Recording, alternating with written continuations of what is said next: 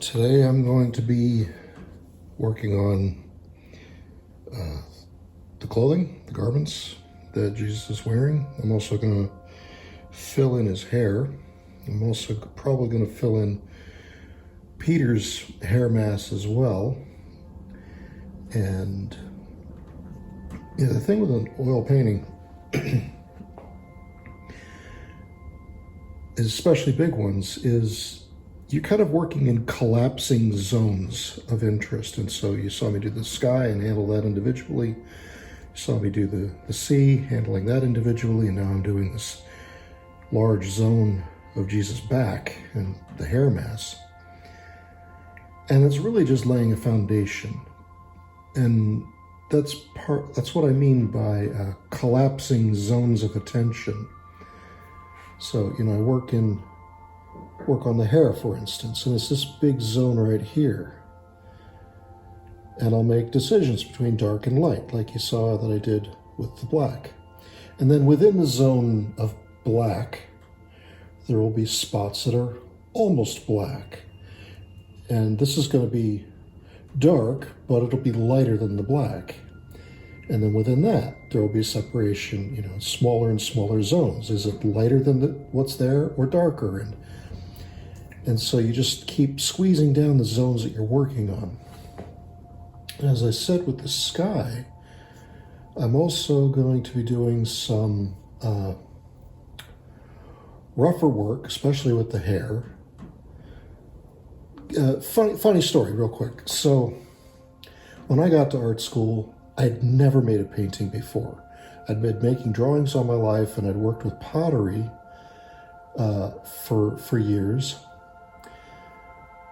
But I'd never made paintings before.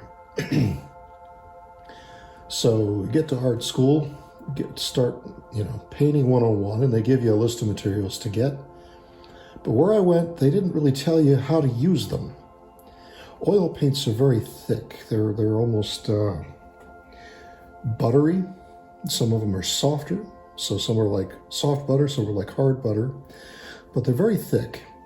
And when I started painting, because nobody told me what to do with things like solvents, mineral spirits and linseed oil and all these things you can add to the oil paint to make it smoother and flow. I used some of that already, but I didn't say anything about it.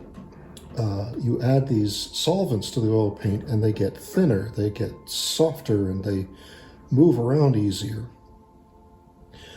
Part of the uniqueness of my process and the way I create paintings came from developing the habit of simply muscling around the paint like clay, because nobody taught me any different. I learned over time. That's one of the reasons my brushes look as awful as they do. Artists might look at this and just cringe because I've got this lovely, nice, expensive brush and I've just beaten the crap out of it because I pushed with the bristles as opposed to just dragging the paint, and just totally abusive to my brushes, which is why you frequently buy the cheap ones. But it's my process. It's the way I learned how to get the marks on and put things where I wanted them and just get the result that I want. So I just go with it. Anyway, all that is to say, when I do the hair mass, for instance, this zone of Peter's hair is going to be very, very dark. Not as dark as this, but still very dark.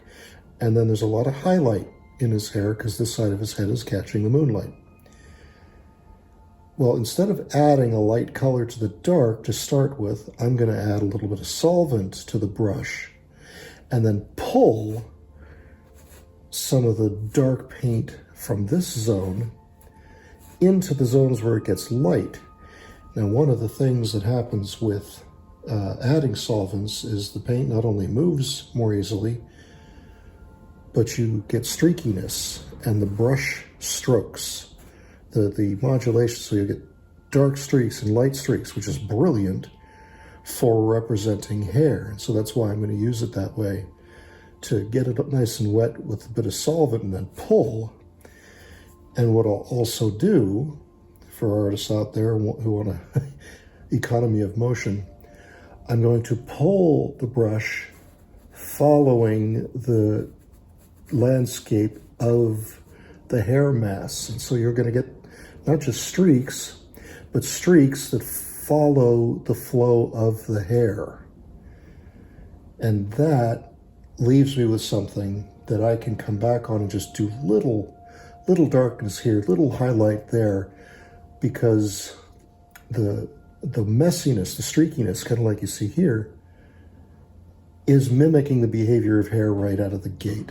And so that's one of those efficiencies that I've developed over time, as opposed to a moment like this under his arm, which it's more like when you've a coloring book with markers and you just kind of scribble this way and then you scribble that way and you scribble, there's no plan, it's just marks in different directions. That's all going to get addressed later, and so I'm not worried about it. In the case of the hair, I'll be paying a lot more attention to the directions in which I pull the brush and creating the beginnings of the illusion. So that's what we're doing today.